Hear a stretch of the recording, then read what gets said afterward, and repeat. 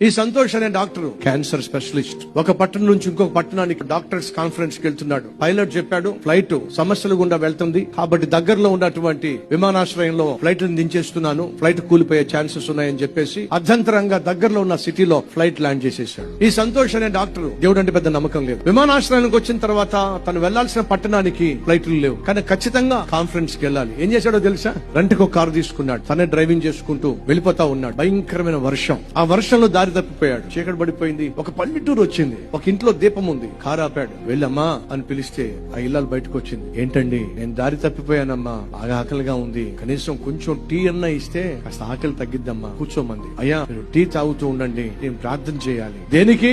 నాకు ఒక సమస్య ఉందయ్యా, ప్రార్థన చేసుకోవాలి. దేవుడు నమ్మడుగా?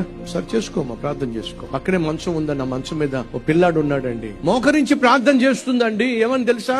అయ్యా చిన్న పిల్లాడు క్యాన్సర్ తో అల్లాడిపోతున్నాడు. నేను హాస్పిటల్ కి తీసుకెళ్తే వాళ్ళు ఏం చెప్పారో తెలుసా? అమ్మా ఈ క్యాన్సర్ మేము నయం చేయలేం, ఒకే ఒక్కడు నయం చేయగలడు. ఎవరో డాక్టర్ సంతోష్ అంట, ఆయన క్యాన్సర్ స్పెషలిస్ట్ అట, ఆయన పెద్ద పట్టణంలో ఉంటాడట. అతని దగ్గరికి తీసుకెళ్లే దారి నాకు లేదు. ఏం చేస్తావో నాకు తెలియదయ్యా. ఆ సంతోష్ అనే డాక్టర్ గారిని మాకు పరిచయం చేయ్యా. ప్రార్థన చేస్తుందండి. టీ తాగేవాడు కాస్త ఆ కప్పు పక్కన పెట్టేశాడండి. ఈయన పేరేమిటి? సంతోష్. ఏమి స్పెషలిస్ట్? Cancer specialist. ఆ ప్రార్థన అయిపోయిన తర్వాత రెండు చేతులు జోడించి, నాకు స్వతహాగా దేవుడు అంటే నమ్మకం లేదమ్మా, కానీ నువ్వు సేవిస్తున్న దేవుడు మాత్రం సామాన్యుడు కాదమ్మా, నీ ప్రార్థన ఆలకించే దేవుడు ఉన్నాడని, ఆ దేవుడు నువ్వు సేవించే దేవుడు అని ఈ రోజు నీ ప్రార్థన ద్వారా నాకు తెలిసిందమ్మా. ఆకాశంలో వర్షం కురిపించాడు, నన్ను కారెక్కించాడు, దారి తప్పించాడు, తిన్నగా ఇంటికి తీసుకొచ్చేశాడు. ఈ దేవుడు సామాన్యుడు కాదమ్మా. మన ప్రార్థన దేవుడు వింటాడు.